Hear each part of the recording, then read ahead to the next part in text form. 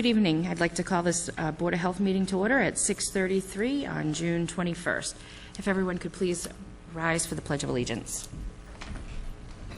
I pledge allegiance to the flag of the United States and to the republic which stands one nation, under God, indivisible, with liberty and justice for all. Sorry. I always move too. Okay. Good evening. First off, I want to, before we start into the agenda, I'd like to welcome our newest member of the Board of Health, Roberta. Thank you so much. She took Jay Johnson's spot. He decided not to run, so instead we have his better-looking half anyway, so we'll go with that. So welcome, and it'll be lots of fun. So first up on the agenda is to accept the minutes of May 17th meeting. Make a motion to accept the minutes from May 17th. I second that. Okay. Actually, she can't second that, right? Because she wasn't part of the minutes. So I apologize. She can second it to open discussion, but she can't vote on it. She Right. has to abstain. So she just has to abstain from it? Right. Okay. So we have a motion and a second. All in favor? Aye. Aye. Aye. No, you'll abstain. Oh. Okay, so we have 2 in favor and 1 abstention due to that, so. All right, next, Region 2, nothing from Sarah, right? No communication at this time, nothing, so that's good. Okay. Up next is the contract renewal for Purcell and Associates. Do you have a copy of it or no? Okay. So, did you get a copy of the? No. Okay. So what we'll do is we'll have you look through it. It is the same as last year. The only difference is the amount of money.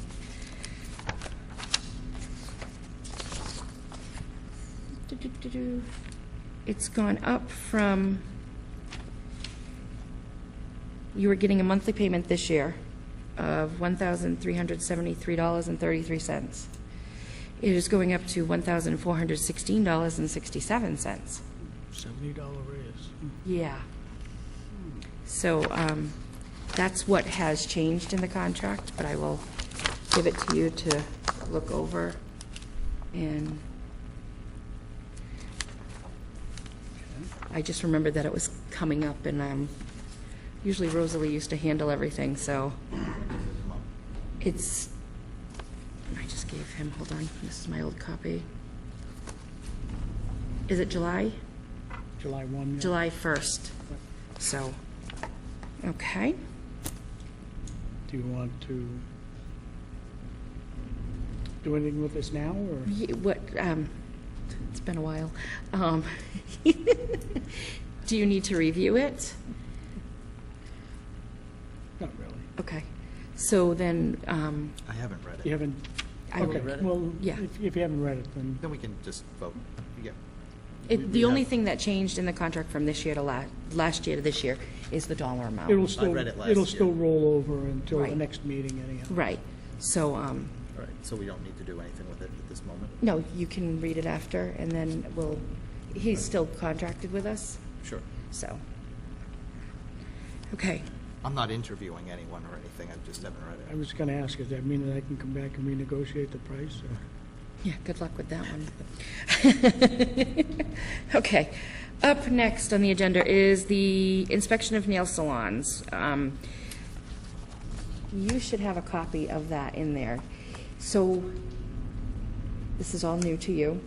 Over the past couple months, we've decided to implement regulations and rules as a town board of health to the salons and nail salons. And what we did is Tom looked at all of them, and we took, the city of Boston has implemented this. So we took what they've done, and Teresa's in the process, she's changing it over. So we're basically using what they've done because it's a good guide and it's a good process. And she's updating and changing it. So what she's done is given you a copy of what she's got so far, so that you can look through it, familiarize yourself with it, and hopefully by next month we'll be able to vote on the final decision.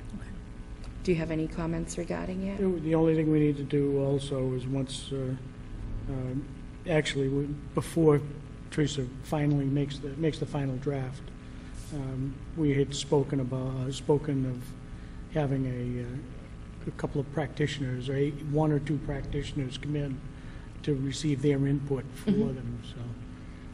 But time and a lot of the other subject matter has pushed us back a little bit on that. Right.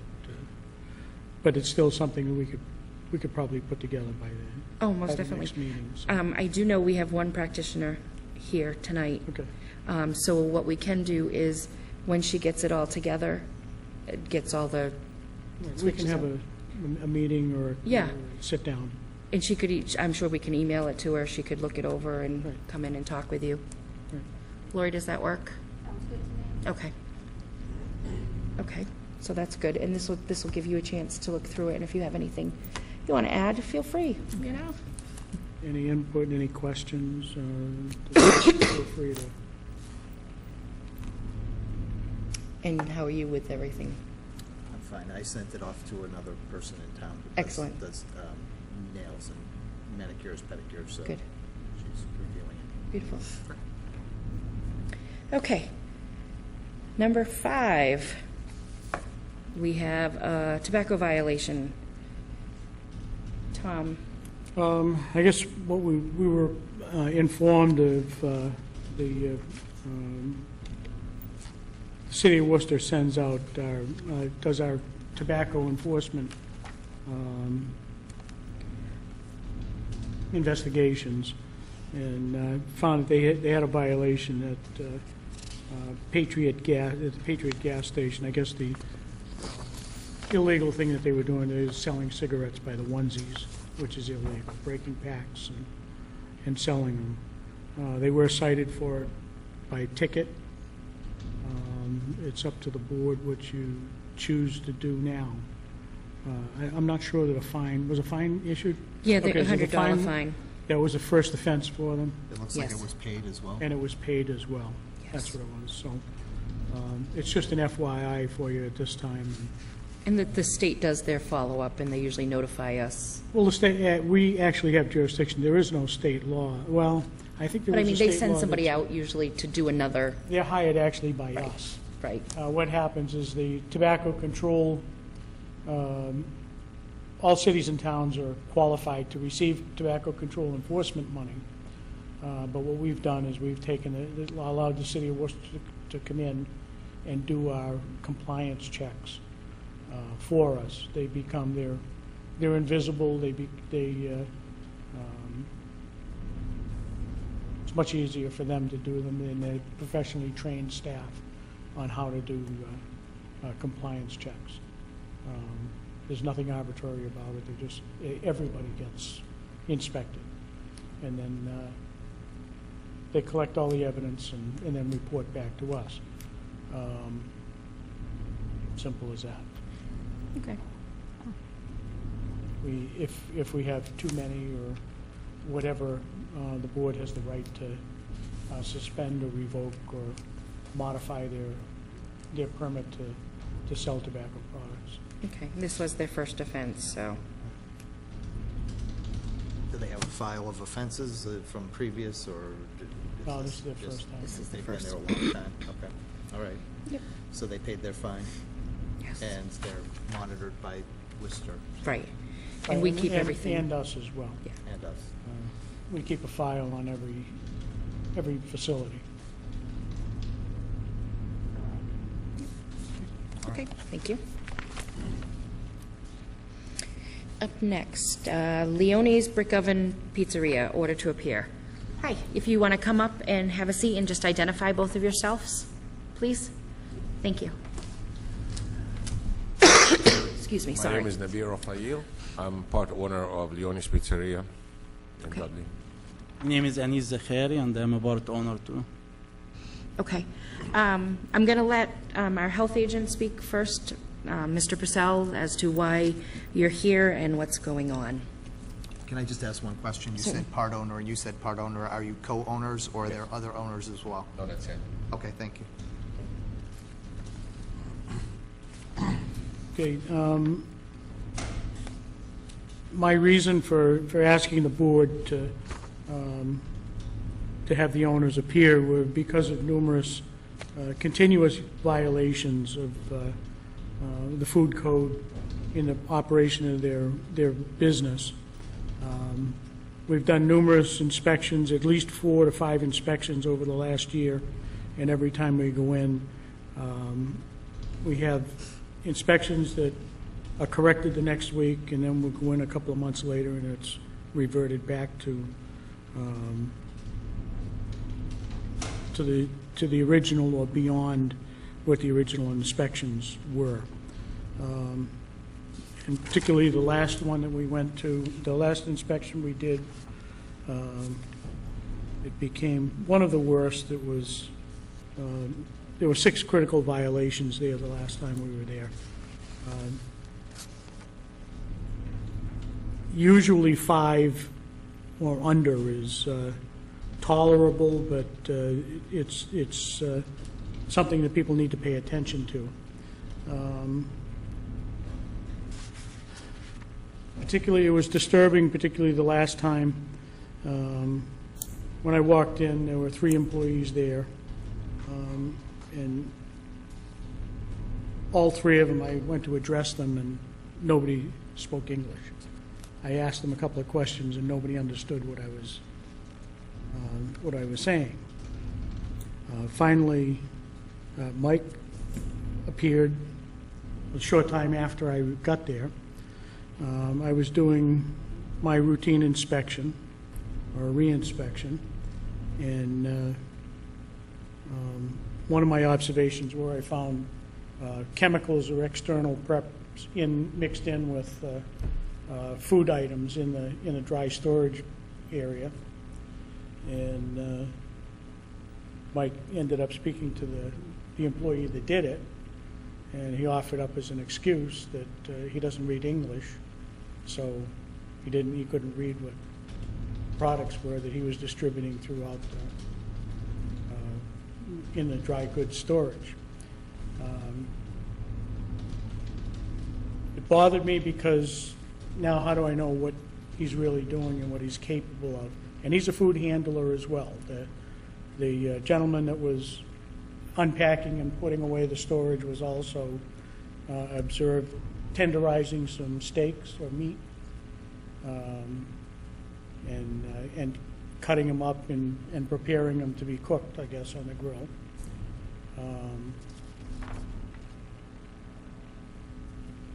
And obviously he either didn't speak English or Mike didn't want to speak in English in front of me. And he spoke to him in a different language other than English. So, Can I ask one question? sure. Who holds the serve safe? How many? Well, it's the serve safe. I believe it's Mike. It's 2 people. It's me and Joanna. And does Joanna still work there? Yeah, she's still working there. Okay. Thank you.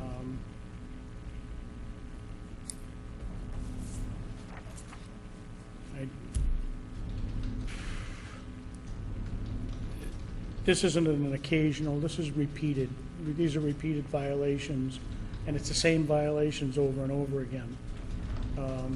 Sanitizer, he's already been instructed on proper use of sanitizer, putting it in bottles, make sure it's properly labeled, and it wasn't.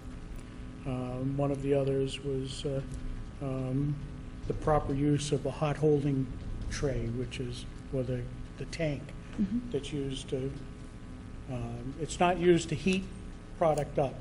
The product's supposed to be heated on the stove and then transferred over to the hot holding, and it's supposed to be brought up to 165 degrees plus or minus, and then transferred over to the hot holding where it'll be held at 140 degrees. And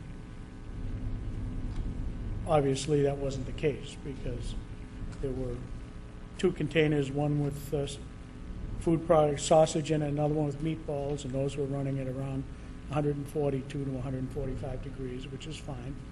And then the third in the bath was tomato sauce, and that was at about 110 or thereabouts. And obviously, it tells me that they were using the warmer as a heating utensil, which is illegal. They know that. And I asked Mike. Mike knows. Supposed to raise it up and then put it into hot holding. So again, another violation, repetitious. It's happened before, same thing. Was that a steam table or was it a heat lamp? No, it was a hot water bath Oh. with restaurant containers that are put into the hot water bath as hot holding. And they're not meant to be used to heat product up. I found the previous inspection, they're using dry towels and to wipe off cutting boards, and found the same thing again when I went and did a follow-up inspection. I did bring in another inspector.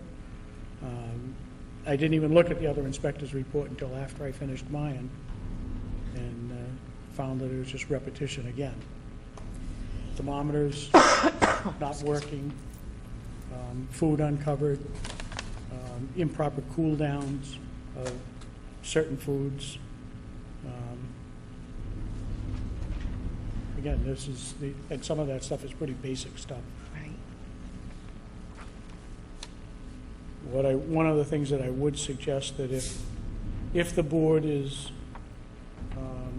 entertaining the idea of allowing the business to continue, one of the things that should be done is another certified person, be a food manager of some type, go in to run the operation.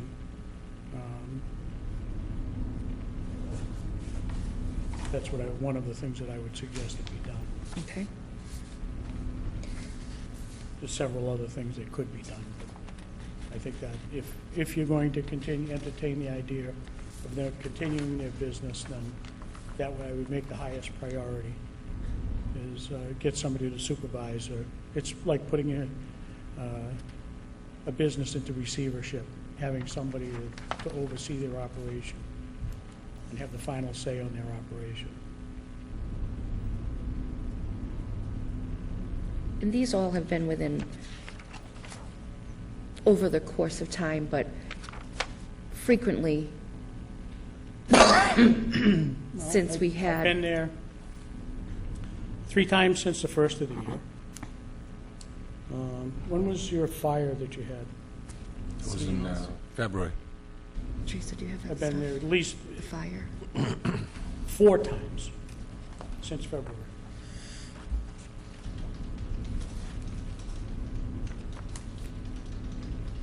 You showed me a report that was from the other inspector. Had you gone in there after that? Yes. And the same things were still, And nothing had changed from the first time to the Well, I won't say second? nothing had changed. There were certain things that did and certain things that did not. But again, what I did was I didn't compare notes. I felt that right, I didn't have to compare note for note for note. We have a substantial notice of violation here. I have 6 these are critical. These are true life safety problems. right, these, These are things that people can get hurt with. And then when we notified, one of the other things that the board should keep in mind that we were also notified when we notified the town administrator that we were that the Board of Health was going to call the principals in.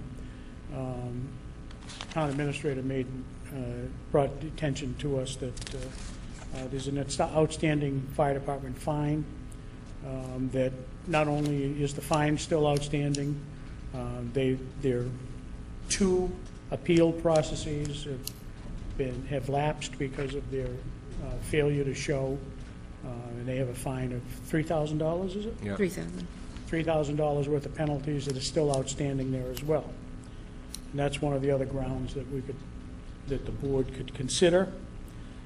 because there's state and local taxes that are owed, or debt, Fees, right. municipal debt that's owed.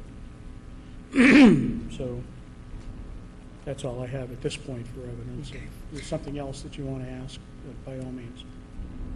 And they have been, we had closed them after the fire That's correct. due to violations. Well, we closed them as a normal practice after the fire because the place needed to be cleaned. Right. And they weren't allowed to reopen. So it's what's called an emergency suspension. Right. They're not allowed to reopen until they get re-inspected. Well, at the time of re-inspection, they failed that again. That was another 12 or 14 things that Right, I saw that. that they failed, and But they Mike were- did sign an acknowledgement that they were deficient. I think that he took care of most of it in about 24 hours. And there's Brought it back up in 24 hours. I went back and did a reinspection a couple of weeks later, or about a month later, and things had already started to deteriorate again. That's why I took the liberty of calling in a second set of eyes. Right. Again, the second set of eyes come up with basically the same findings. I went back again, I looked at it again. Okay. Do you have questions for Tom?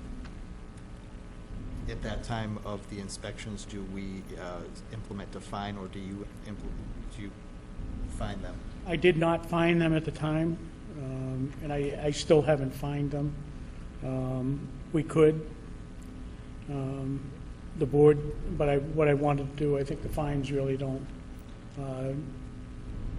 are no type of incentive for the principals to address their It problems. seems like the fines are already from the fire department are Right. unpaid, so They're unpaid, yeah, so- putting a deeper hole on the situation Right. might not be appropriate. So I'll give you guys an opportunity if you'd like to say anything to us about all of this. Well, I've been in the food business for 35 years, and Tom is doing a fantastic job. He comes in, he look at things, and he see what's wrong, and things that we don't see it the way he see it, and he explain it to us, and we follow up on it. For example, the sanitizer. He asked us to have the containers with water, dip the towel in them, and use them to clean the surfaces. We did that. We have the towels and the sanitizer. He checked the sanitizer. Mike did the test to make sure that sanitizer is proper. Okay? So that was there. And there was one towel, that was dry towel, that was on a sandwich. The sanitizer bottles, we mix in the morning, we change it twice a day, and we fill up the sanitizer bottles. We only have 4 or 5 sanitizer bottles in the store, and they're only for sanitizer. We don't have a sanitizer, degreaser, oil spray, food coloring. It's only one sanitizer, and one bottle. It's all sanitizer. So one of the bottles, it got wiped out because we write on the sanitizer with Sharpie, and the Sharpie was wiped out. So he asked us, why is not written on it sanitizer? So we corrected the situation. So what I'm trying to say is it's a learning process. Whatever he sees that is wrong, we correct it. And sometimes a bottle of sanitizer doesn't have a word sanitizer on it. That means we're not listening to him. We're not doing what he's saying. But the other 4 bottles has sanitizer word on it. Okay? And we learn not to argue with him. We learn how to learn from him and do what he says. And anytime you walk into any food place, and any time of the day, you'll find 2, 3, 4, 5 violations. But there's certain violations, like if the refrigerator is down, or the food is contaminated, or the refrigerator is not, the walk-in cooler is not arranged properly, you're ignoring the Board of Health or the health code. But all this we've been doing, as he tells us, as we go along. I mean, it's been a little over 2 years, And he keeps saying it's repeated, but it is corrected, but not meticulously.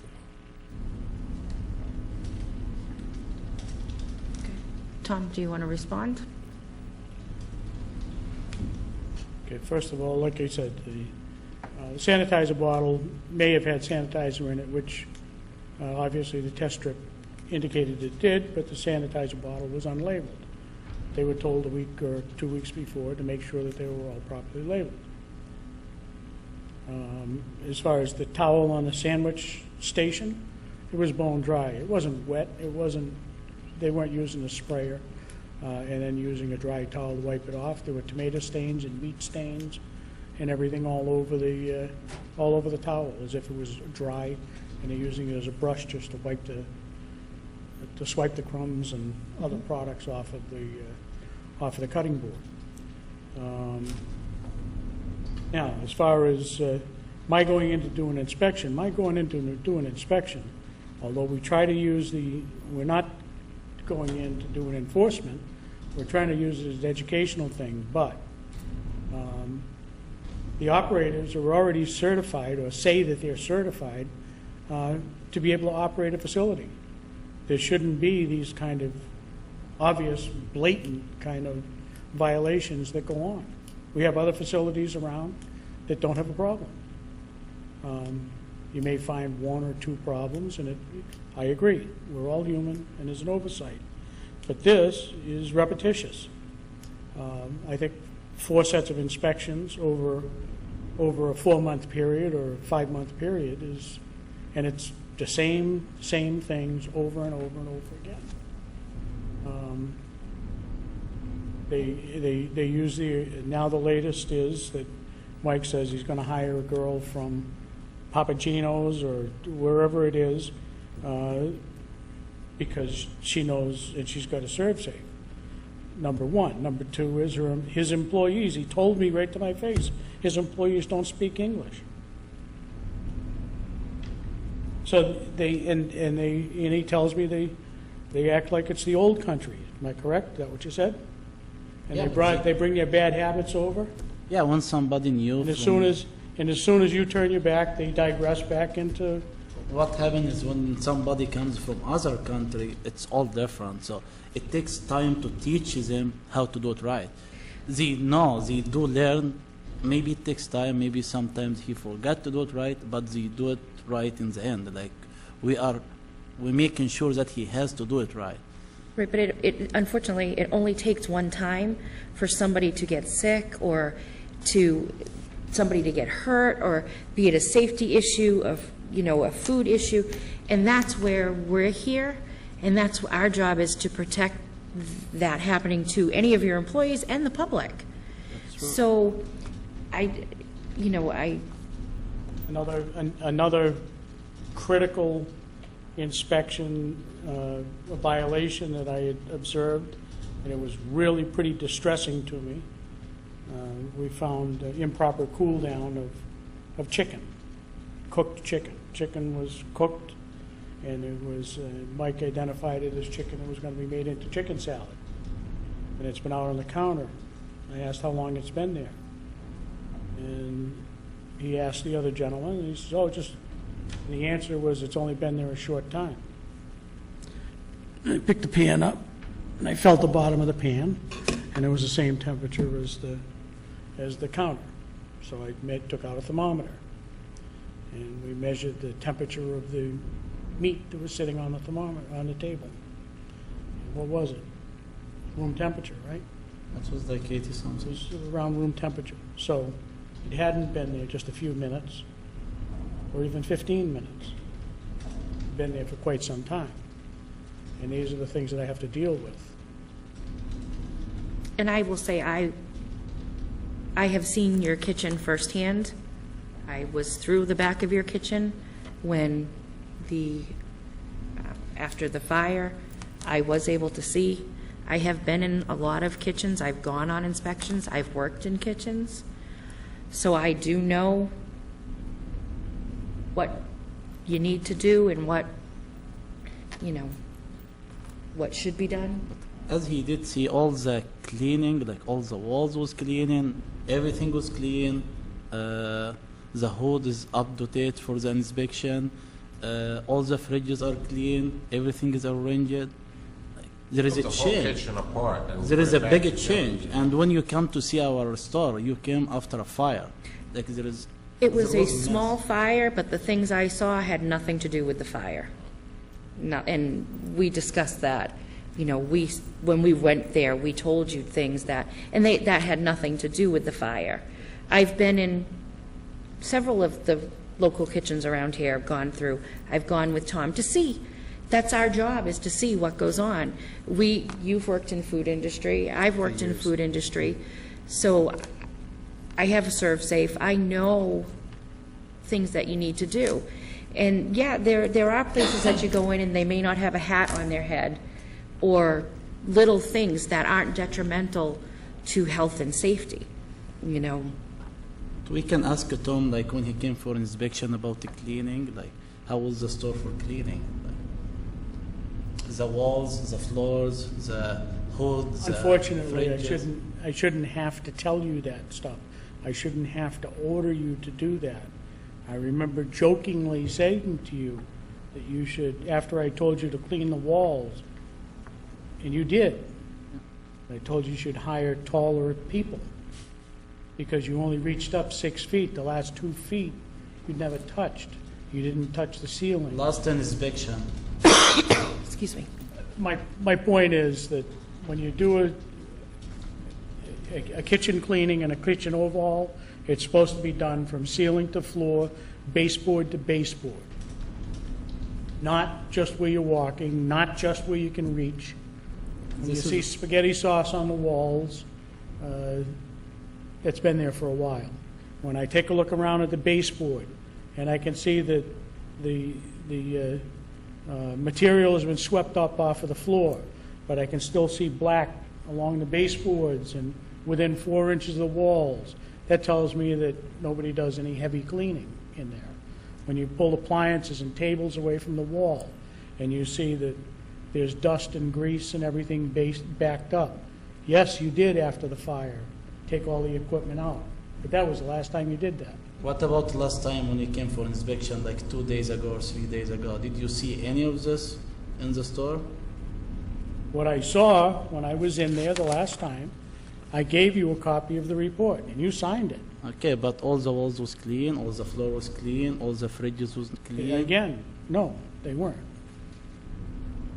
But I overlooked that because you were in the middle of making pizzas and sandwiches, and if there's food on the floors, I have to be able to, in order to be fair and impartial, I have to be able to look past ordinary mess. It's current stuff. I have to be able to look past that. But I do look at old stuff. I do look at crusted on tomato sauce on the walls. I do look at black baseboards. That didn't happen overnight. That didn't happen 15 minutes before. Those are the things that I look for. When I walk into a place, 5 minutes, I know what I have. I don't have to worry about whether you spilled dropped a sandwich on the floor, or you got pasta all over the place, or lettuce and everything else. I don't have to worry about that. I know what, unless I find that the tomatoes are all dried out and hardened and sitting in the corner, now I know you got a problem. You're not cleaning. Okay? And I ask you for a thermometer, and you don't have a thermometer in there. You don't have any way to check at the time. You didn't have the first time I did that, you didn't have any way to check the water bath. But we did get the thermometer. And Well, we yeah, it took you a couple of weeks to get them, When but you got them. Legally, right? But again, now do you know how to calibrate them? You're supposed to be able to know how to calibrate them. You say you're Serve Safe certified. My point is that He's going to tell us. I think you need some help. You need some serious help. So what you're the health agent, so what are the recommendations? What are within the scope? You can do, based on what's here, you can revoke their license, You can summarily suspend their license, you can fine them, or anything in between, or let them walk. Okay. And what would you recommend? Bare bones minimum. They shouldn't be operating until they get the services of a food manager in there to run the place. Who is the current manager? I'm the Right. current manager. You're the general manager, and you had mentioned a woman. What is her name? Joanna. Joanna. And is she a manager as well? Yeah. She managed the place when I'm not there. And she's not ServSafe, she doesn't? She is ServSafe. She is ServSafe, because we ServSafe. only have one ServSafe on record with us. No, it's two. Joanna has the service here. Yeah. We don't have a copy of yeah, that. you have On one. record, yeah, you don't have it. Does she speak the same language as all the other employees? No. No. So if you're not there, she's got a communication problem, right? No, they speak English, but it's not the English that sometimes you can understand some stuff, but they can deal with people like. Well, But there's obviously a communication issue where if things aren't being corrected. Like if she tells them something, she will understand what she's saying to them. Okay. one of the other things that we've done in another restaurant is if there's a communication problem, what we do is we make all the employees go through a ServSafe certification in whatever language of their choice. It doesn't matter. We can always find somebody that speaks whatever language. Probably the most difficult we had was one of the Asian restaurants that we had, and everybody speaking all different dialects from the Asian culture. And I managed to find somebody that could handle communicating to every employee. We did make them all go through the ServSafe for a food handler's course.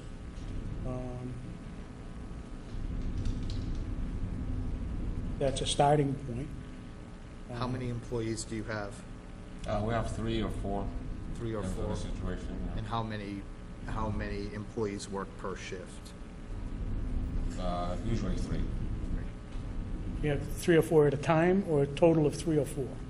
No, 3, 4 at a time. Yeah, okay. How many employees do you have? About 7 or 8 altogether. Only three that they're foreigners, but the rest are all Americans. Drivers. Yeah. Part-time and full-time? Yeah. You have any full-timers? Those are the full-timers. They're there all the time. And you have several part-timers? Yeah.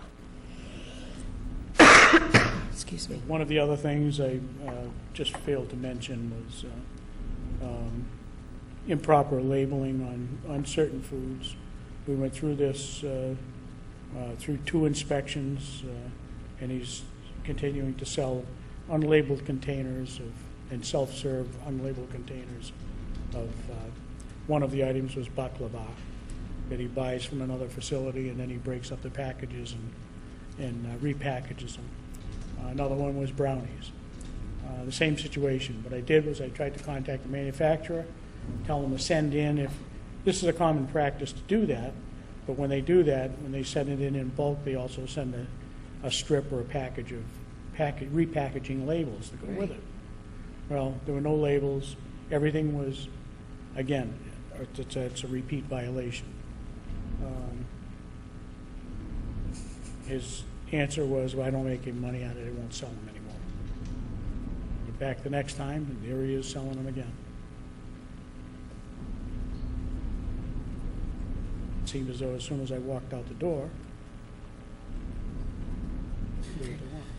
I guess my biggest concern with what's been said back and forth is when you say we learn from Tom, and when Tom tells us something, that is, we learn and we correct. Yeah. Well, with the ServSafe and with proper standards that for a restaurant and for public safety, you shouldn't be learning from Tom. Tom is just there to make sure you're following the rules. You don't learn from him. You learn from ServSafe, and you learn from your 35 years of experience in restaurant business. So that is probably my biggest concern, that you feel you need to learn from the health inspector. And this has been, you've owned the business for over 2 years now? Yeah. So out of your suggestions, I feel the fine, obviously, the fire department fined them, and that has done no good. Well, and again, that's probably the other thing is there's outstanding debt that's owed to the Right, town. right. And that matter should be resolved Right. forthwith. Can I guess I should ask the fire department, not this group, but do we know what that $3,000 fine was for? Yes. When we went down the day of the fire, you have a copy of it as well. There was again, there were several violations. Yes. We have a copy from They them. had an opportunity to be heard, which they chose to exercise. They wanted to be heard before the town administrator on an administrative hearing.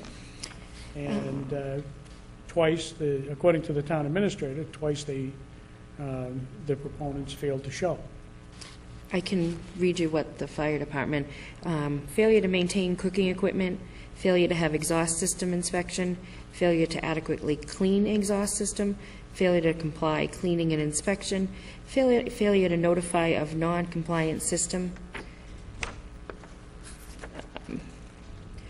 call for fire on stove, found deplorable conditions with vent and cooking system, heavy grease buildup, and uncleaned areas to include vent and stove area, cooking vents, extinguishment system has an expired inspection. That's what the fines were from the fire department. And it was the chief. I just know he was Failure there. to have exhaust system inspection. Have you done that? Yeah. They had to in order to reopen. You had to do that to reopen? Okay. So each of these infractions had a $500 fine attached to them? Okay. Do you, when you go and inspect, do you look at the vents to make sure they're clean? Okay. So we need to discuss what we're going to, how we're going to handle this. I have many concerns. I certainly do too. I feel it's been an ongoing issue. It's this similar things, same things, and it's not minor things. It's things that affect the safety of the food that you're going to be serving to the public. And it's our job to make sure that you're doing what you said you would. You've taken the Serve Safe class. You've opened a restaurant saying you're going to follow these rules and provide safe food and, you know, safe environment. And I'm not seeing that. One of the things that, like, I really want to say, like, we really care about our customers. This is why our customers keep coming. Like, we working, we making sure everything is right, but mistakes sometimes happens. Like, there is nobody can be 100% perfect. And I but we really understand that. care about our customer because they giving us. If it was a mistake when you went on an inspection and there was a mistake, not 6 critical mistakes, that's big. It's not like going in and somebody didn't have a hat on their head or something was on the floor in the refrigerator. Those are minor.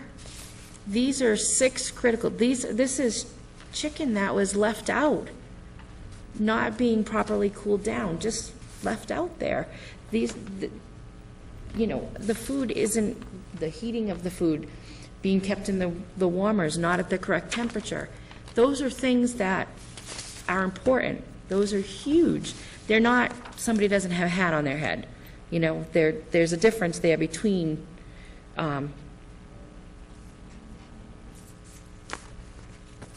violations. That was the word. Couldn't pull that. Sorry. And we're certainly not going back, we're not having inspectors go back to hurt your business, to, No. you know, because we have any issues with you. The more business in town is good for us. So this is problematic. Yeah.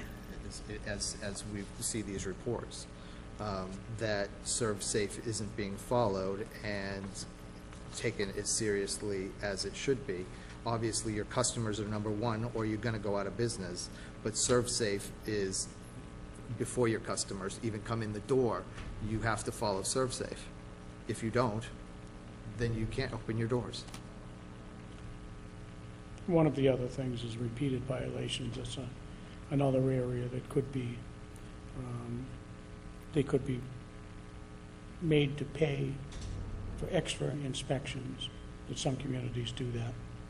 You get whatever it is, we're supposed to be doing 2 inspections per year in each of the facilities, and if there's a need for repeat inspections or copious amounts of inspections, some of the communities do charge for extra inspections. So that's another consideration as well. Are you planning on going to the fire department and appealing, or the town administrator and appealing this, or Yes. are you just waiting for it, Not hoping yes, that we it'll are. just go away? We are waiting to appeal. It's not going to go away. You've had 2 appeals that you didn't show up for. The reason we didn't notify it correctly, okay, we received the letter of the notification of this meeting the same day that we have the meeting, and we didn't even get to the meeting. We found it the next day, so we couldn't appeal the first time. Second time, it's the same exact thing. And I went to the town, and I spoke to Greg, and he said, well, I cannot do anything now, it's been 2 times. So now, if you read through this, okay, it's all about the hood and the inspection of the hood. I have a letter of inspection that was done 3 months prior, and all this was fine. And it has a lifetime of 90 days for inspection. We passed the inspection by 5 days because of the winter. When they come in to clean up the hood system, if the temperature is way low, the water will freeze. So they reschedule. And only was 5 days off the day of the inspection. Regardless, the That's law is not the the law. law. I mean, and that's why you have to go to this appeal that you've neglected to go to twice, and deal with these through the fire department and the town administrator. Without doing that, Forfeiting it the remains, yeah, since They February. forfeit their rights if They they forfeit, don't yeah. fail to show. It's Right. at a point you do, yes. So, what do we, this is when we get to discuss now and decide. Well,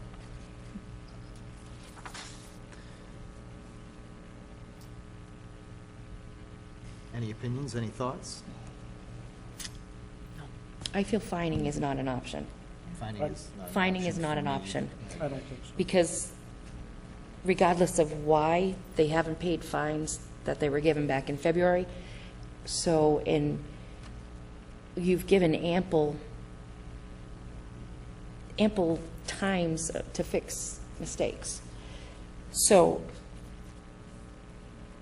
I would say the next step we're looking at is suspension. I like Tom's idea of extra charge for the extra inspection.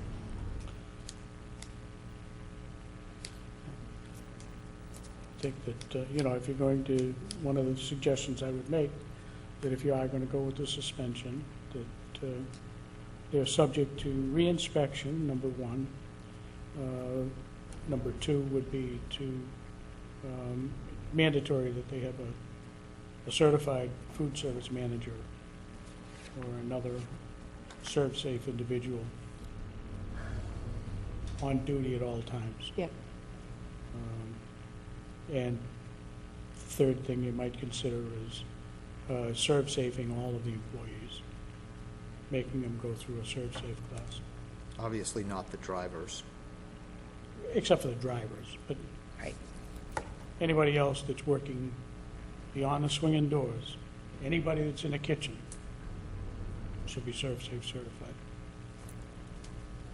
I'm not a big fan of, personally, of having part-time kitchen help, because they're not as vested in the process of serving the public It's always something, when I was a restaurant manager back in the day, I just did not like part-time kitchen help. No.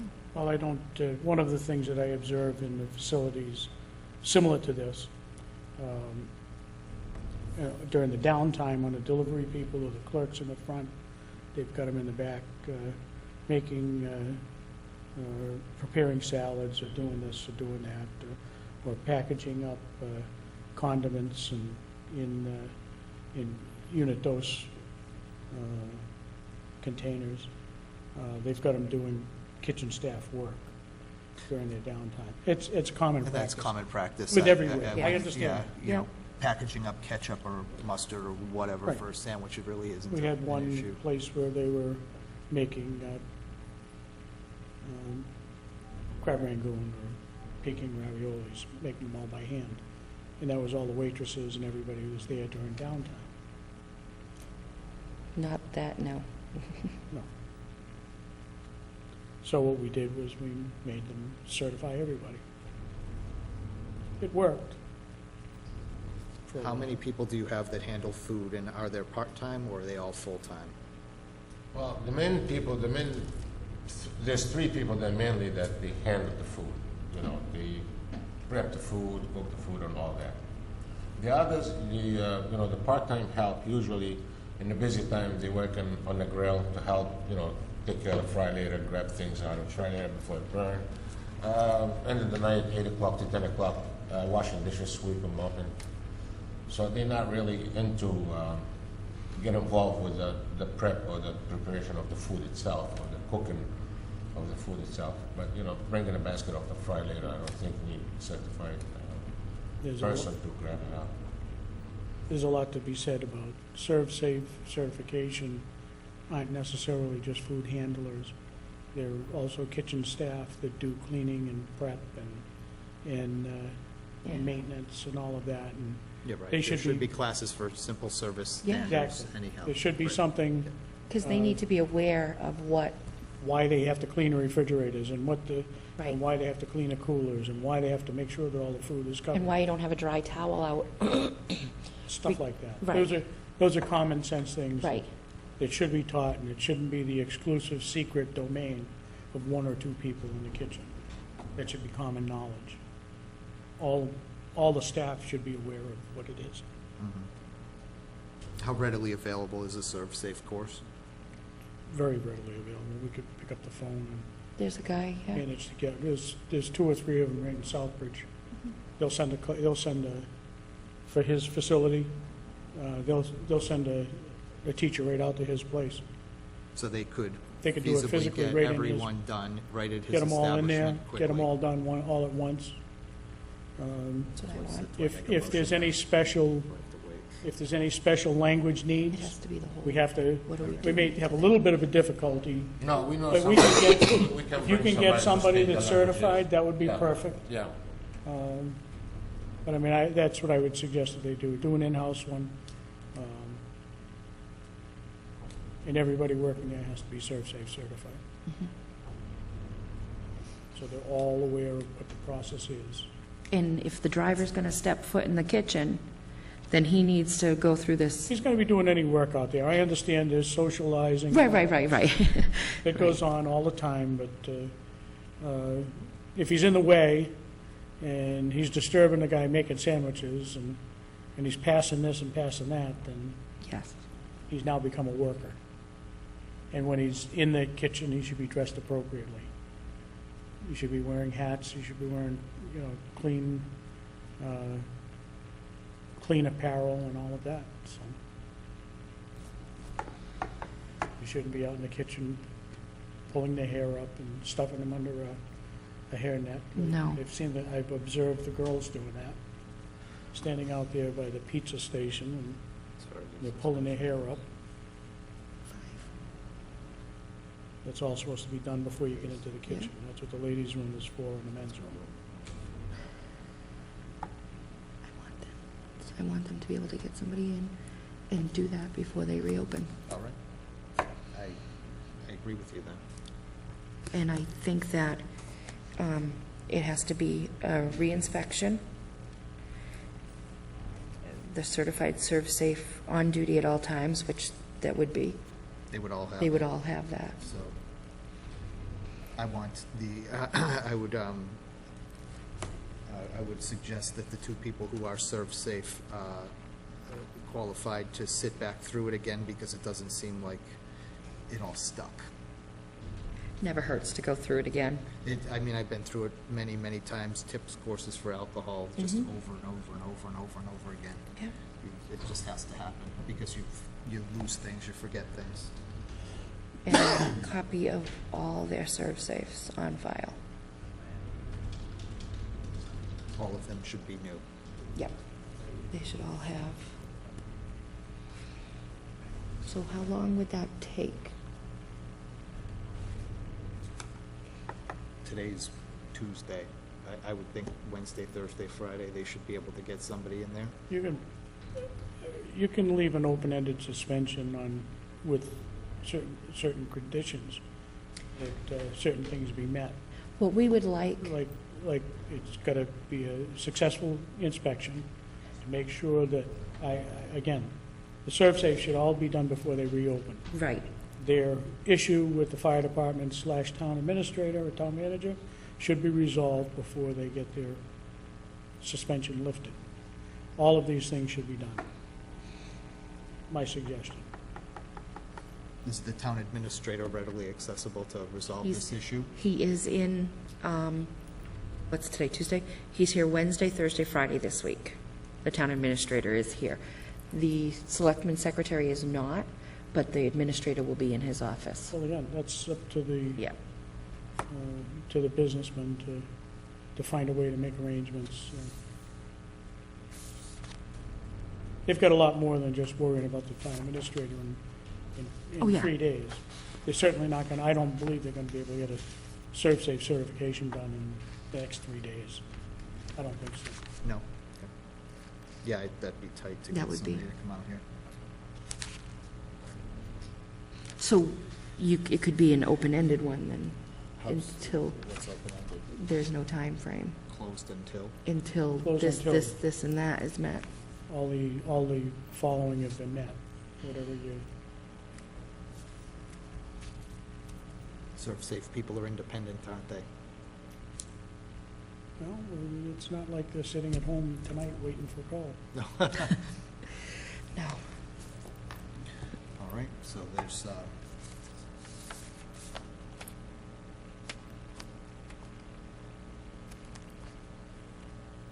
Yep. is there anything else on there? A reinspection.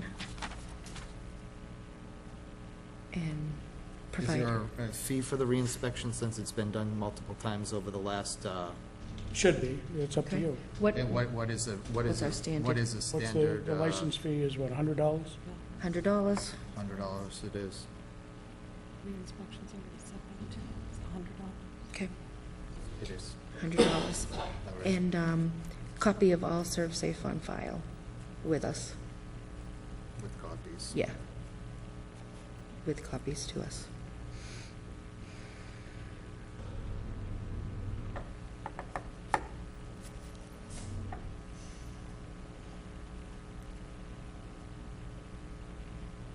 I make a motion. Okay, And in that motion, we have an open suspension until all issues are resolved. The suspension is immediate. Resolve the issues with the town administrator. All staff, excluding drivers or including drivers? Excluding. Excluding drivers, are to be serve safe certified, and copies to be supplied to Board of Health. And that's also food allergen certified as well, but that goes. Is that along. included with That's typically included in a serve safe now. allergies? we'll make it. And a fee of $100 upon reinspection prior to reopening. Is that a clear motion? Okay. Wait a minute. Suspension, that means we're gonna close the store till we do all this? You are, Hold on just one second. Let us get to the discussion part of the motion. You want to second it? I second that. Okay. I have a motion and a second. Teresa, can you read us the motion, just so we make sure we have it correctly? Then we'll discuss it. Open-ended license suspension until all of the items listed are met. $100 reinspection fee paid. All fines resolved with the town administrator. All issues resolved with the town administrator. All staff, excluding drivers, ServSafe certified with copies of the certificates on file with the Board of Health. That's Correct, okay. So now I'll open it to discussion. Go ahead. So we gotta close till we do all this thing? Yes. If we're, that's what we're in the process of discussing and voting on right now. Yes, that we, at this point, we have a motion and a second to shut you down as of right now, immediately shut you down. And in order to reopen, you need to resolve the issue with the town administrator and the fire department. However that works out, you need to handle that with them, and he needs to give us the okay that it's been resolved one way or another. Why do you tie this to that? Because this is a different matter. We have the right to do that. I It's understand, affected to but- the town, and that's why we are. Second, all employees must be ServSafe certified and allergy training before reopening. And third, there'll be a reinspection with a fee payable at the time of $100. Okay? Those three things have to occur before you would be allowed to reopen. That's what we're voting on right now. Yeah, but the place is not in that critical situation to close the store. You can give us a certain amount of time to fulfill all these things within. We If have- you can't do that, then you close us out, because now We you're have gonna put all these given- people out of work. We have given you ample time to fix problems. These are reoccurring problems. It's not like you haven't had any problems for a How about- year. how about Excuse me, last year? excuse me? I've allowed you to talk, just allow me to finish, and then I'll gladly, I don't mind. This is not something that just, oh, we went in and this was a one-time deal. This has been ongoing, and if we turn our head to it, we're not doing our job. And we've given ample opportunity to fix problems. We've given time. We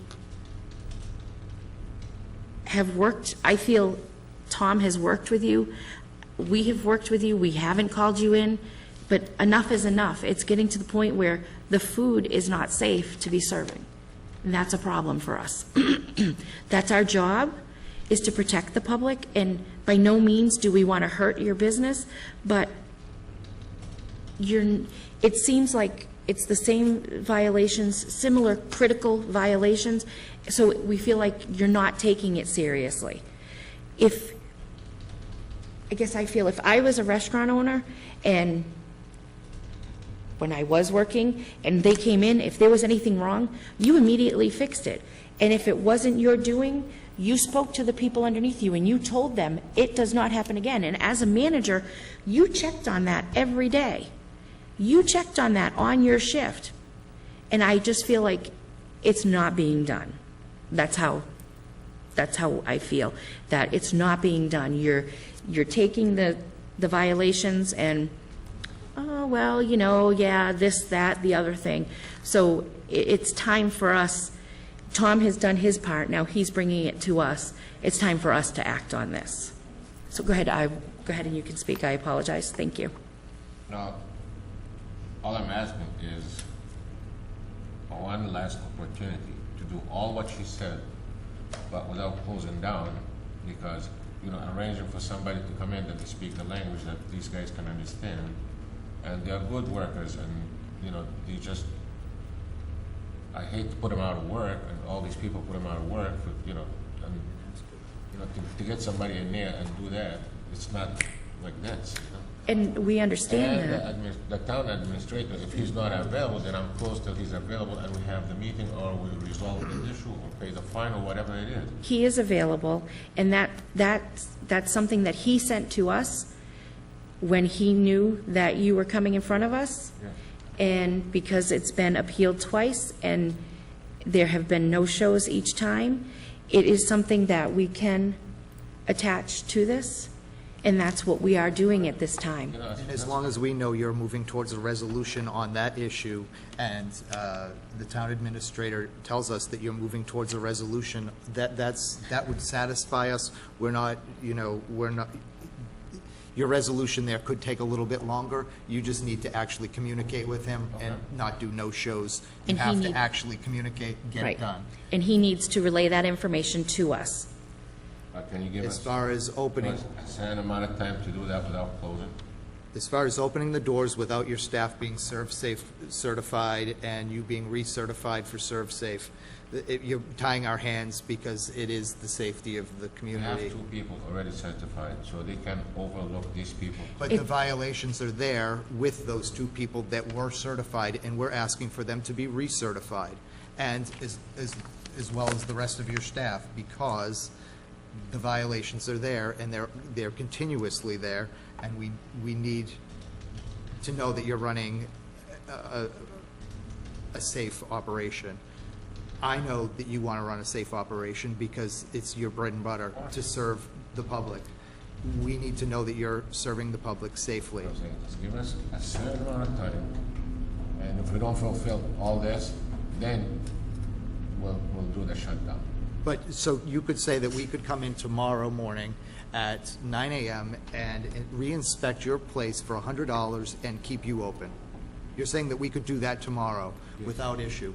I don't think that that's what we're going to do, but I just don't think you can. I think if we went on a field trip right now, that we would probably find most of those violations. Do I know that for a fact? Well, most No. of these violations, it takes a minute. The writing sanitizer on a bottle, and it's a critical situation. It takes less than a minute. And I did write it down. And all it takes is for 1 minute is for that sanitizer, somebody to not know that it's sanitizer and for it to end up in the wrong place.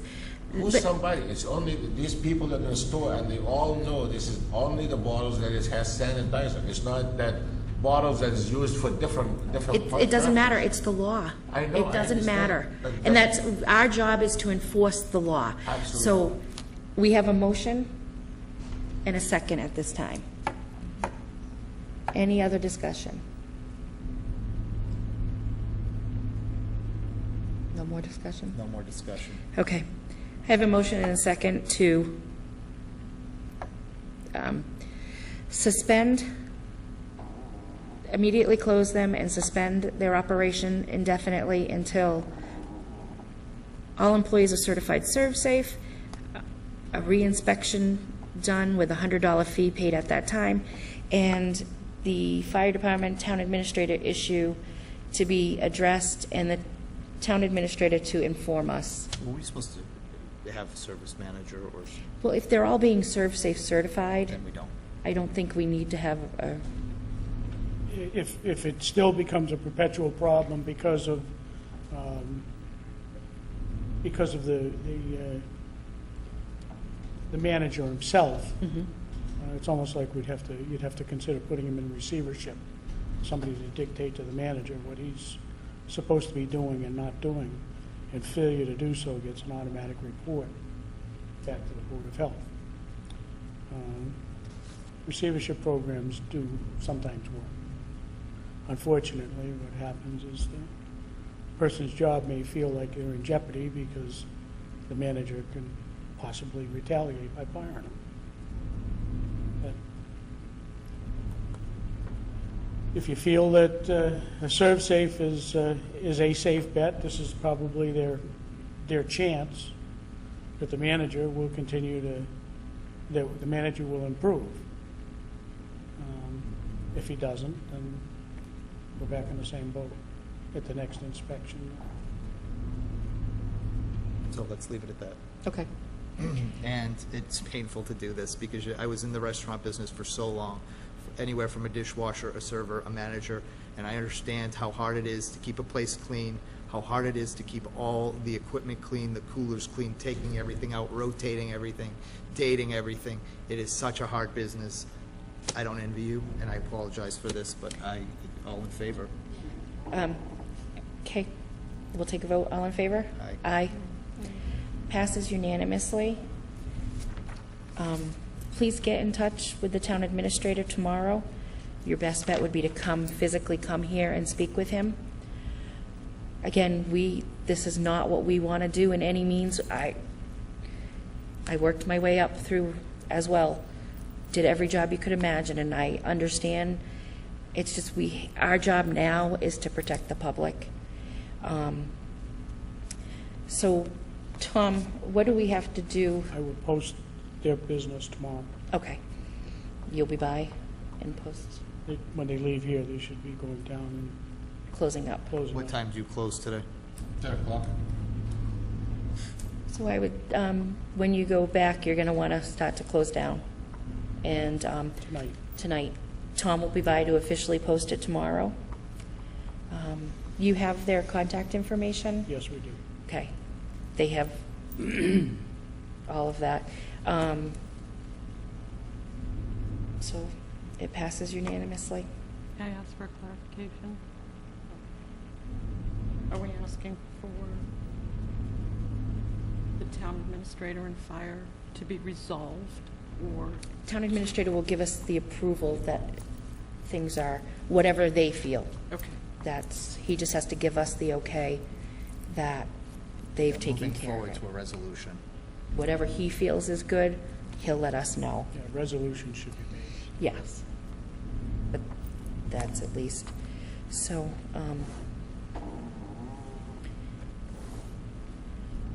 all right, so, again, we apologize. Thank you for your time this evening, and get in touch with us as soon as you can. Thank you. Thank you. Okay. Number 7 on the agenda, proposed vapor bar regulations. Teresa, is she here? No. Okay, so this is she asked to be put on the agenda again this month, and she has not come, so we'll just move on to the next one. Give me one moment. That was a tough one. Yeah. Ugh.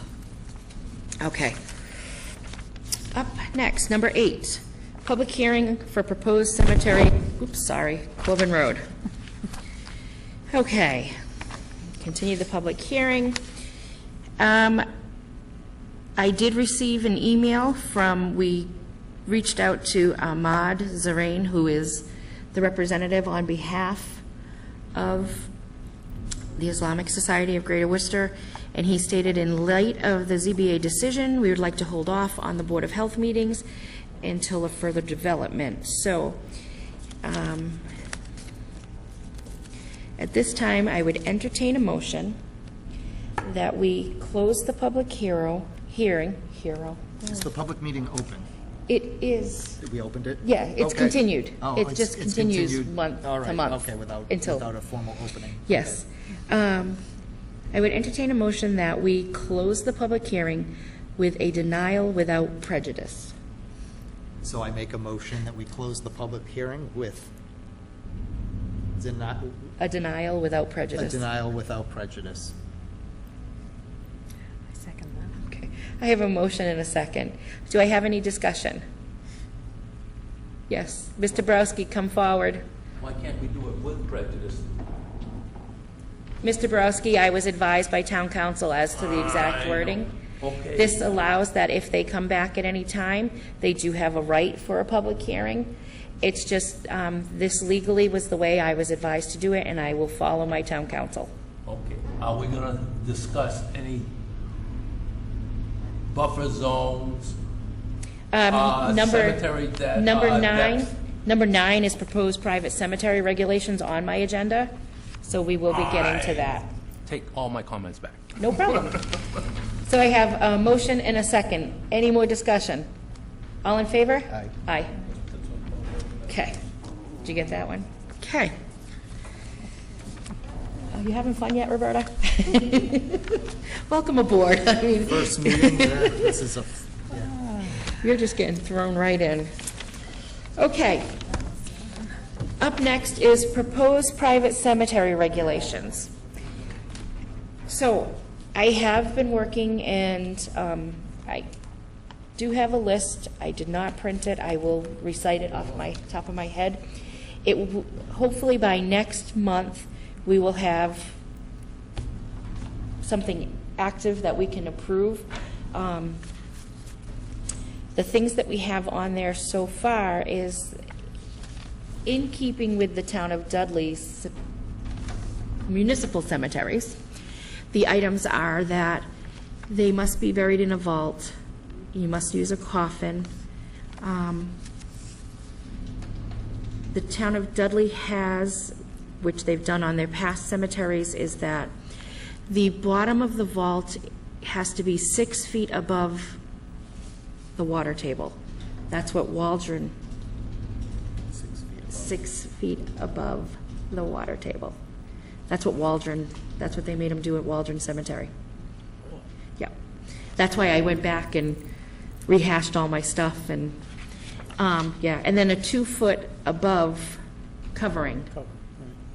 Honest, yeah, that's why. Just making sure you're not going to click and say, oh, no, no. No, it was Oh, 6 all right, feet. that's I wild. have it on the Waldron stuff. That's what I've been, thought I was losing my mind.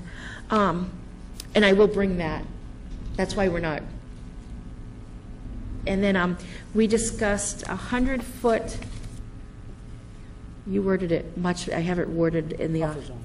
100-foot buffer zone from all property lines and any wetlands or anything. Has to be 400, it should be 400 feet from any certified public water supply, That was the other thing. or a tributary thereof. We have areas where, outside of this area, where they have surface water supplies, like reservoirs, and they have brooks or streams that feed the reservoirs, and those would be considered an extension of the water supplies. So that's why you have to say in tributaries there. Okay. How far from wells, public, private? Well, we figure with the 100-foot buffer zone from all property lines, you're at least 110 feet away Well, technically it's 110 feet. from any well. And if you use a 400-foot from a certified public water supply, that falls into, the 400-foot typically, not always, but is the, what they call Zone 1 for public water supplies.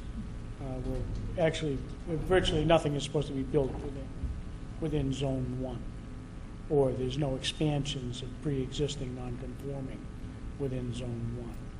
Zone 1 is an arbitrary district that's,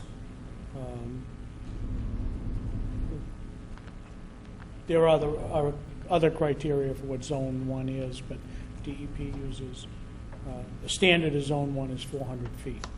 They also use what's called a cone of depression, which depending on how much water you draw off and how quickly you draw it off, what happens to the water tables or the water that's there that you're drawing off starts to bend down, and you'll see an eddy or a cone of depression from drawing the water. What's happened is the water that's coming around hasn't had time to come back and fill up the gap.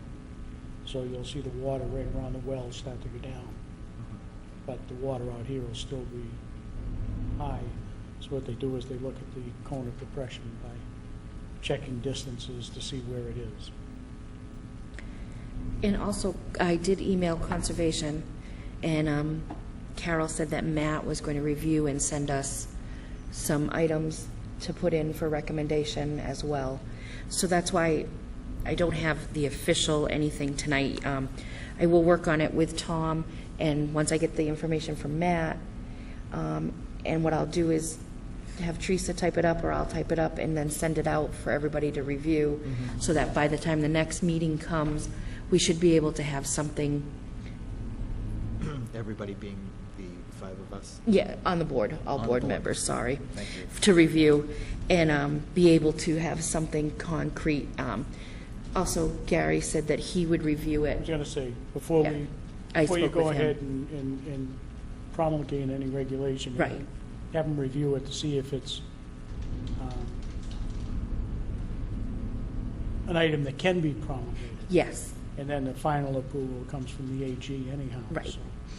right. But that's what, yeah, when I spoke with Gary, he said by all means, I told him roughly what we were talking about, and he said just type it all up and he'll review everything so that we'll have these in place for the private cemetery. So I am working, and if anybody thinks of anything on the board, that you'd like to discuss or see or inquire about, by all means, let me know, because I'm more than happy to take I'm sure anything. the best suggestions are coming from right out there. I would think shortly, huh? I think so. Does anybody have any comments? Come on up. Don't worry, we weren't forgetting about you. I didn't think you were. We just wanted to get everything that we had. Richard Raymond, 191 Corbin Road. Well, you kind of took some wind out of my sails a little bit. I did? And I'm Then I happy- did my job, right? and I'm very happy about that, okay, because some of the things you mentioned about the 6 foot above water table and the burial and vaults and stuff, those have been long-standing practices in the town of Dudley in the present cemeteries, and it's reasonable to have no less than long-standing practices to be adopted for regulation. But we got another concern. If there was something that has been uncovered during this whole process, going back to January and February, okay, is the town of Dudley, up till this point, has been deficient in having a town bylaw, let alone regulations dealing with these things, and therefore had to rely solely upon the state's minimum standards on what was going on.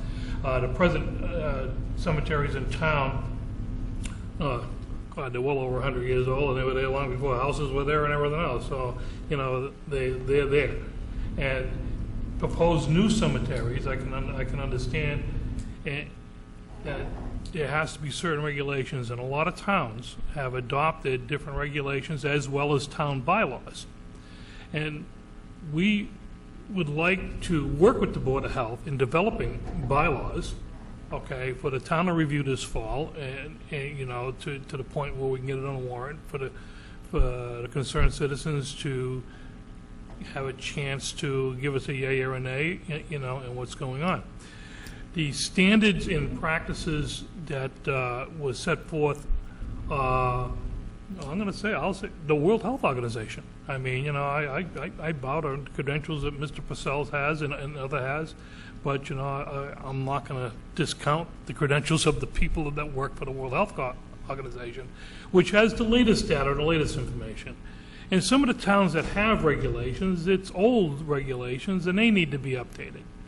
I heard Mr. Patel talk about the fact that the public water supply is 400 feet. Well, if you're going to protect the public water supply at 400 feet, why wouldn't you protect my well at 400 feet? I mean, what's the difference? I mean, very, very seriously. I mean, so in the World Health Organization is requiring a buffer zone of 250 meters. Oh, I shouldn't say a requirement. I should say they're suggesting 250 meters. Well, that's well over 400 feet. But if the state has a minimum requirement of the 400 feet, and this is what I want to also point out to you, the state regulations are minimum requirements. People can exceed that, and often do, but you will have no less than minimum requirements set by the state or a federal government. Those are minimum requirements. So we got some concerns dealing with the whole process. Fortunately, at this point in time, we're looking at this as an opportunity. Okay, this town has been going along smoothly for years, without and we had no need for anything. The long-standing practices were fine, but when it push came to shove, we were caught in a corner without regulation, without town bylaws, and we had to rely on practices, standards, and hearings and everything else. So therefore, this could be an opportunity to solidify, what is needed to be done on behalf of the citizens and residents of Dudley, going into the future. So we would like to work with the Board of Health in the development of this. So I hear tonight, you took a lot of wind out of my sails, as I said. However, that doesn't mean, all right, we shouldn't work to have town bylaws set up, and I'm going to ask the chair if there is any consideration to hold public hearings in the development of regulations and for a town bylaw with the Board of Health.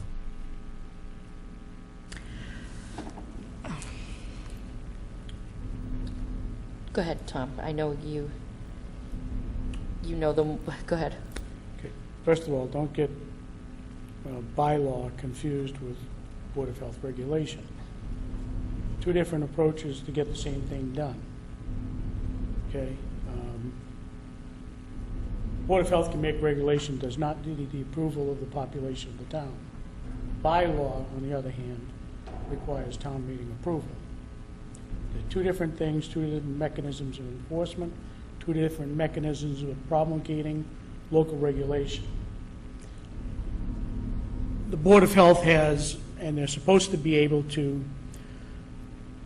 respond to any type of an issue that they feel necessary, and they can do it in rapid fashion. They can create a regulation for almost anything as long as it has to do with the safety and the health and the welfare of the population. Not selected people, not just specific neighborhoods, versus generating a bylaw to say what you want to say for anything you want to do. That aspect has to be done before a town meeting and the voters. That takes the Board of Health, and that takes everybody out of it. And if you choose to do regulations, which the Board of Health cannot do, I mean, we can do regulations. If you want to do bylaws, the Board of Health has no jurisdiction, and they can only recommend approval or denial of a bylaw. Bylaw is generated by you, the people, through the Board of Selectmen and through town meeting, not through the Board of Health. There's a process, and these are things that are being done, and people have to be given an opportunity. Every meeting that the board has is a public, open forum. There's nothing, nobody does anything behind doors, closed doors. When they meet, the three of them meet for whatever process they meet, it's a public meeting. If you want to come and listen to it, if you want to be able to speak, it's up to the chairman, and you're allowed to have input, as long as it's being done in a reasonable fashion. Okay. Just so you know one thing, there are no Board of Health regulations for cemeteries in any of the surrounding towns. I have called 7 surrounding towns, spoke with each Board of Health agent, and none of them have Board of cemetery regulations. They all are avidly discussing it due to what has happened. The only town that I have not, that I have heard but I have not been able to speak with is Grafton. Does have some rules and regulations through the Board of Health for cemeteries, but I have not had direct contact with anyone from there. But that was implemented, from what I was told, back in the late 80s, early 90s. But Webster, Southbridge, Oxford, Charlton, Sturbridge, none of them have Board of Health regulations, because before we started on anything, I have been on the phone calling everywhere to see if any local towns have created their own regulations for private cemeteries. And so, believe me, I was hoping. Cemetery commissions do, but they have it only on the operation of Right. how they headstone sizes, how they're going to do a layout. Perpetual Everybody care. has to be registered. Right. But- Perpetual care, maintenance, all of that stuff, all the rules and regulations that Right. for them, for their own practice. But the boards of health, because I spoke to Jim, I spoke to everybody all over, trying to get additional information to see if anybody had anything, and that's one of the things Gary was asking, if any other local boards of health. If I may, I'd like to respond to you and Mr. Parcells. I mean, I got two different I know, directions. that's fine, go ahead. There are 351 cities and towns in the state of Massachusetts, and it takes us outside of Southbridge, Charlotte, and whatnot, and it's a concern within the state. I understand the town of Walpole has them, and there are other towns that have dealt with this. I know I'm asking a lot to do for an extensive research, and I know the difficulty. So, I'm not trying to reinvent the wheel. I think there are some regulations out there that are good regulations that may need updating because they've been around 20, 30 years and things have changed, and things change all the time. You discussed it earlier tonight in the food industry. What you could do 20 years ago, you can't do today. You know, that's the way it goes. In response to Mr. Parcells, I'm well aware, and I appreciate you letting us know. I'm well aware of the difference between a regulation and a bylaw. Okay, if I may continue. But I think what I'm here doing tonight is seeking the expertise of the Board of Health and helping us develop whether a bylaw should be drafted, needed, or if there's one to decide we would like to have the expertise of the Board of Health input on that. Certainly the regulations, that's the wind out of my sails, so to speak, comment, and it's welcome, you know, and making that identification and doing your regulations to have an immediate response to a situation that is deficient and get it in line. That's great. That's actually great news. Okay, but as far as the bylaw goes, we're just seeking the expertise of the Board of Health. I'm well aware that the bylaw has to, you know, either go through the Board of Selectmen to get on the warrant or through citizens petition. It can go that way too. So therefore, when it's done, you want to do it. Even if the selectmen wanted to put it on, they would seek advice from you. And I think, you know, myself and others are going to be asking to do the same thing. We don't want to put something out there that's going to hinder, okay, the Board of Health or anything else in town. We wanted to be able to meld it in, to merge it in. And the only way we can do that is to do it through cooperation. There's a deficiency, and I'm glad to hear that the Board of Health is addressing it immediately, particularly now that they were able to close the public hearing. Okay. And, so I guess that's my comments right now. Our eyes have been opened up to a lot of things over the last several months. All of us, everybody in this room, you know, their eyes were opened up. And I do understand, you know, there's a lot of science involved in this thing, and there's a lot of experts out there. I don't know who's got the best thing, but if I'm going to err, I'm going to err on the side of safety, no different than you would. So that is my concern here tonight in my presentation to you. So I'm not expecting a decision from you tonight, but if you just consider that, you know, would rather do something together rather than separate. But regulations, by all means. Right, that's, Do it, you know, by all means. That's a due diligence things on the Board of that's Health like file. our Yeah, first I think that's great. priority, now that we have the other issue. Right, and we were going to, that was on our agenda regardless. We were going to be working towards that. Which was difficult to do while you had an open public hearing. Right. Yes, Yes. yes. And I understand that too. Yes, so, and I was hoping to have more for tonight, but we'll have it for next month, definitely. Again, it's a work in progress, you know. By all means, we want to get through it, but we want to make sure we cover everything. If you think we have a draft ready to run, you're wrong. Everything's a work in progress. So, we appreciate it. Do you have anything? Do you want to add any questions? Nothing? Any? You're just like, right? Yeah. Thank you. And by all means, if you have anything, or feel free to email Teresa at any time at the Board of Health office, or call, you know, and we should, by next month, I should have hopefully something that we can discuss for regulations. And if, Come across anything. yeah, of interest anything, to us, send it to Teresa. she's saying, She don't just, keep it secret. she just yells it across the hall to me, Tell us so. who it is. Yeah, if you find a city or a town that has something, send Teresa the information, by all means, because what I did, just so you know, is Gary asked me to look at Southern Worcester County, compare where we are for what. But if you have something, by all means, if you want to shoot it to her, just tell her different things. I have no problem. It's just, you know how it is. But the same token, as we put our thought process together, we'd like to also know what the Board of Health's thinking is. Once again, we don't want to hinder, we want to. Right.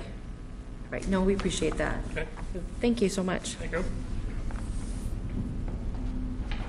Anyone else? Steve, you good? I'm good. Okay, just checking. I'm just checking, you know? Okay. One of the official observers of the homes, if you can remember, right? Yes, I do. All right, old business. Do we have anything under old business? I don't think so. One of the things that we've got to bring up regarding old business was brought up today at an orientation program that I attended. The subject of massage versus body works facilities. Yes, let's go right into that too. Get ready. How come that's not on our agenda? It was strongly advised that we consider going in and recreating our own rules for massage facilities and for body works Yes, facilities, not body art, body works facilities. okay. That, just for your own edification, body works facilities are everything other than massage parlors. And that would be Reiki and Tinui and all of there's a list of about 20 different things that are exempt. Unfortunately, when you read the definitions for each one of them, it's the rubbing, massage, and manipulation of the flesh. It sounds like massage to me,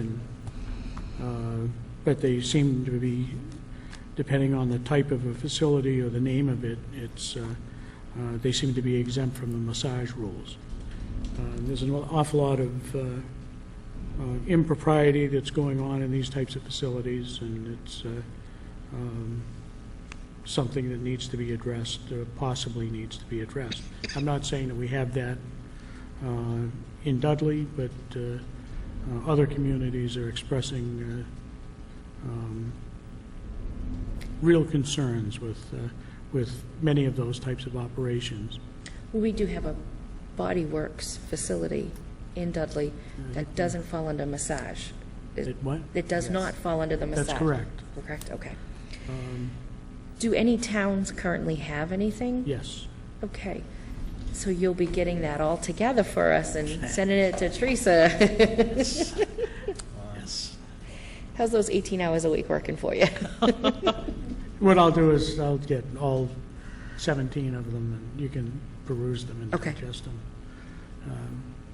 That would Did be you great. say all 17 of them? Yes. Yeah. I'll put them Thank on you. email for you, so. Thank you. They're 20-page documents each, so. Yeah. Okay.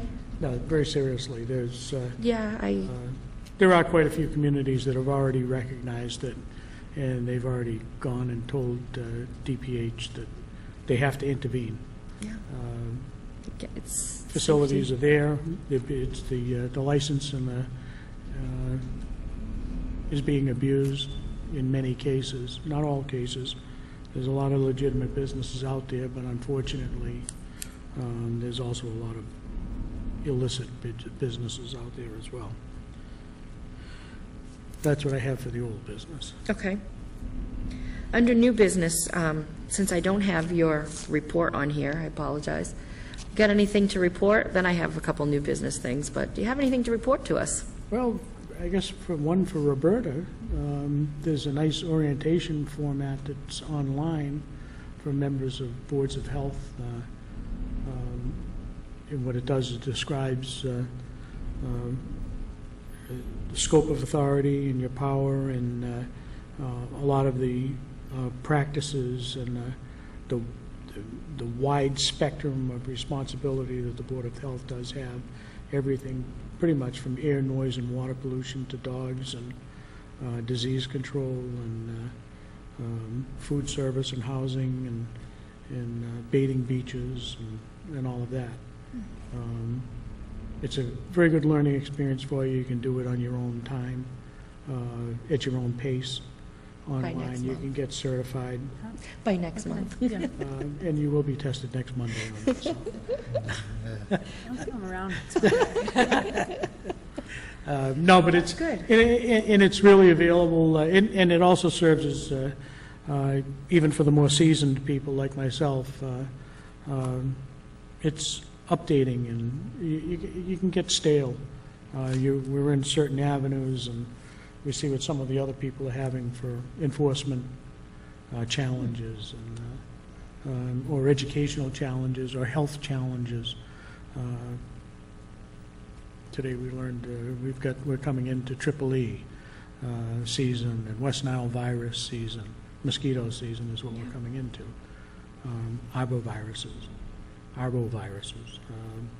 and with the emergence of Zika, which is not necessarily a problem in this part of the country, except for when it's picked up in other parts and then brought home. There are an awful lot of issues that are out there. Tobacco control is another one. Where is that she can view that? That's right online under, I'll get you the information. Matter of fact, I've got the book over at the office, so. Yeah. It might be You can get on the neat just to- website, you can sign up, it's free. And they have a tremendous range of topics. And it's available to anybody and everybody. BU and the Department of Public Health collaborated and put together the package for the Local Boards of Health Coalition that members, agents, the nurses, the physicians. It's really informative, and it gives you a whole new perspective on where you should be and where we could be. Thank you. That's all I have for new business. Okay. I have a couple things. I'm reading my notes. Okay. We've had the Board of Health offices has a huge increase recently of complaints. Spring is in the air, shall I say. So what Teresa's going to do is when she gets a complaint in, she's going to scan it and shoot us an email about it, because unfortunately, there's nothing better than when you're in the grocery store and somebody comes up to you and says, oh, I complained about such and such, and you have no idea as a Board of Health member what's going on. So we were discussing that, and I think that would be good. This way, you're going to get bombarded with emails, but don't worry, it's all good. They're friendly. This way, at least, we have an idea of what's going on, and once there's been a resolution, she'll shoot us, we're going to work on that. That's one of the things, right. What I've been doing lately is making sure, especially if it comes in an email, it's easier for continuity to make sure my response comes through as an attachment to that, and you can see the whole chain of events of what's happening. We just think that way, good notification, because I do know that we're all out in the public, and people do come up to you and say, and you get that look on your face like, oh, yeah, sure. So this way we'll be kept in the loop and more aware of that. And then one just housekeeping clarification. Okay, so we've had conflicting information from different people coming in. If you're building a house, do you have to have the well in first? That's whose rule? That's what, Board of Health, what do we want to, That was always a building inspector's rule. okay, There is nothing that says the well has to be in first. It makes common sense, but any well can be corrected.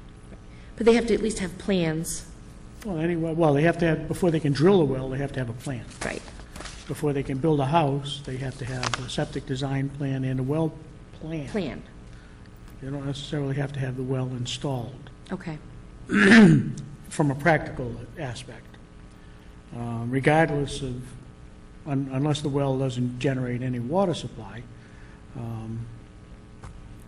which is very rare that it happens, but there's always that possibility. But and I understand the rationale behind it. Previous building inspectors have said they don't care about water quality. They just want to make sure the quantity is there, an acceptable quantity was there. And before you make in today's day and age, you make a $250,000 investment, you want to make sure that that $5,000 hole produces what you need to support that facility. It's a practice, but that's not mandatory. It's prerequisite, possibly, building inspector, which is fine. We'll check with that. We just want continuity so that we're making everybody. I understand. That's why we try to tell, I try to tell people it's a building inspector's requirement. I'll double check And with. if Nelson chooses to do that, it's not mandatory anywhere. No. Okay. Okay? But a plan has to be available. Oh, yeah. Septic design plan and a well offset plan, and the foundation plan and Okay. property setbacks and all of that. A conventional site plan has to be provided. So. Okay. Anybody else have any new business? No, I'll make a motion that we, Before you do that, I have one more thing. Sure. I've got one thing. Okay. Just one. That's all you're going to be allowed is one. It's very simple. Welcome, Ms. Johnson. Thank you. Isn't she just lucky to be here tonight? Our next meeting will be Tuesday, July 19th, but it will be back in our small room of 315. Okay, just so that everybody knows. and we won't be live on We the will air. not be live on the air, but we will be recorded, and they can watch us at their convenience, as always.